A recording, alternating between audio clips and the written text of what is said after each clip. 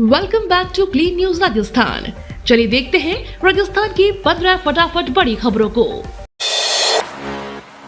कांग्रेस राज्य में बिजली व्यवस्था ध्वस्त। राजस्थान में बिजली संकट को लेकर पूर्व मुख्यमंत्री वसुंधरा राजे ने गहलोत सरकार पर निशाना साधा है। उन्होंने कहा कि कांग्रेस सरकार राजस्थान में हर क्षेत्र में विफल रही है। आज बिजली व्यवस्था पूरी तरह से ध्वस्त है। सरकार के पास कोयला और बिजली खरीद का रोड मैप नहीं है। वोल्टेज के कम और ज्यादा होने के कारण किसानों को नुकसान उठाना पड़ रहा है।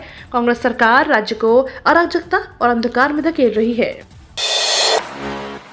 मुख्यमंत्री केजरीवाल और सीएम मान 31 अगस्त को राजस्थान दौरे पर आएंगे।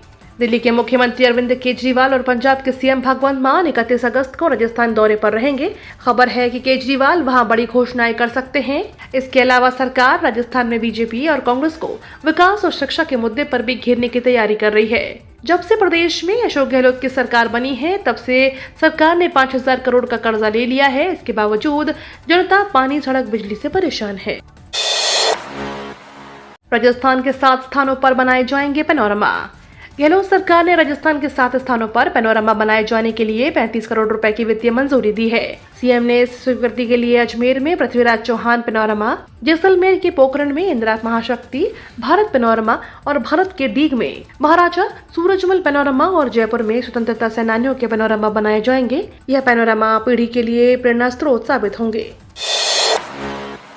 आंगनबाड़ी में बच्चों को मिलेगी यूनिफॉर्म।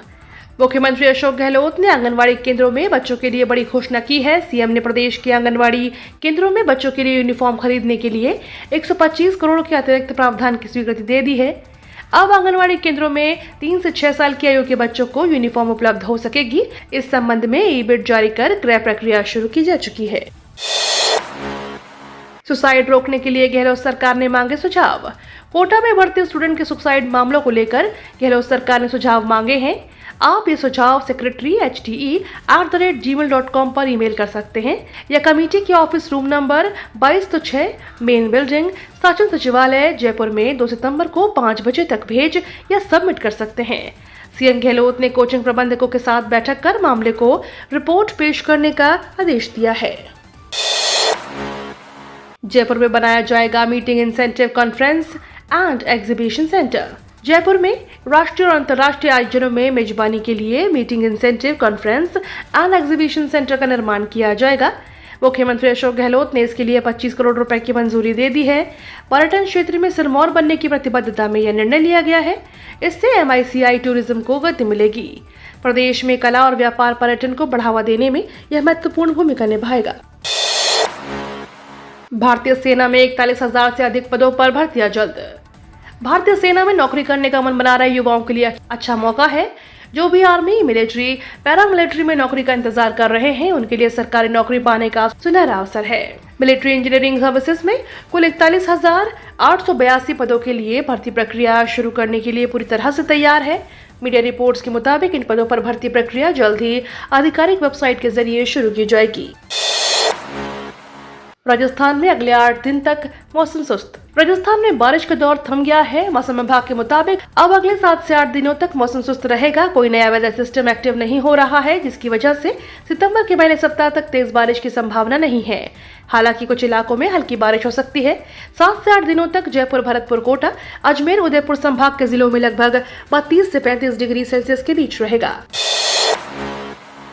आज आयोजित होगा ब्राह्मणों का विप्र महाकुंभ। कोटा के दशहरा मैदान में आज को ब्राह्मण समाज की ओर से विप्र महाकुंभ का आयोजन किया जाएगा।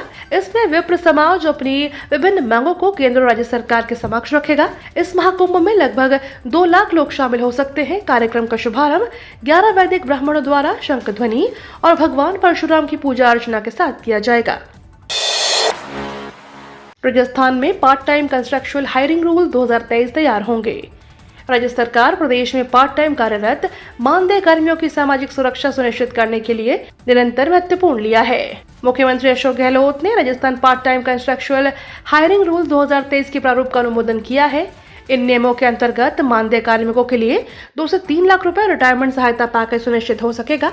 प्रारूप को मंत्रिमंडल की सहमति मिलने के बाद नियमों में आने वाले पार्ट टाइम कार्मिकों को निर्धारित सेवा अवधि पूर्ण करने पर सेवा समाप्ति, मृत्यु या सेवानिवृत्ति की स्थिति में सेवानिवृत्ति परिलाभ दिए जाएंगे। पूर्वी राजस्थान में अमित शाह के कार्यक्रम में हुई नारेबाजी तो कहा, देखो अशोक गहलोत ने कुछ लोगों को भेजा है। गंगापुर सिटी में धड़ी गांव में इफ्को द्वारा आयोजित सहकार किसान सम्मेलन को संबोधित करते हुए केंद्रीय गृह मंत्री एवं सहकारिता मंत्री अमित शाह ने राजस्थान के मुख्यमंत्री अशोक गहलोत पर जमकर निशाना साधा।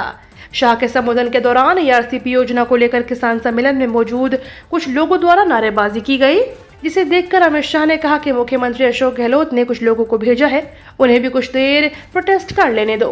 अमित शाह की यह बात सुनकर प्रोटेस्ट करने वाले लोग भी कुछ ही देर में शांत हो गए। मिशन 2030 के तहत तैयार किया जाएगा पुलिस का रोड मैप। मुख्यमंत्री अशोक गहलोत ने कहा कि मिशन 2030 के तहत पुलिस के एक रोड मैप तैयार किया जाएगा। कानून व्यवस्था बनाए रखने और पीड़ितों को न्याय दिलाने की जिम्मेदारी पुलिस पर है। अपराध में संलिप्त पाए गए पुलिसकर्मियों के खिलाफ भी सख्त कार्रवाई की गई है। सीएम ने कहा कि राज्य पुलिस को किसी मामले की जांच में लगने वाला औसत समय लगातार कम हो रहा है। पीएम मोदी ने करवाया था पुलवामा अटैक। राजस्थान के आपदा प्रबंधन मंत्री गोविंद राम मेघवाल ने पीएम मोदी पर बड़ा आरोप लगाया है।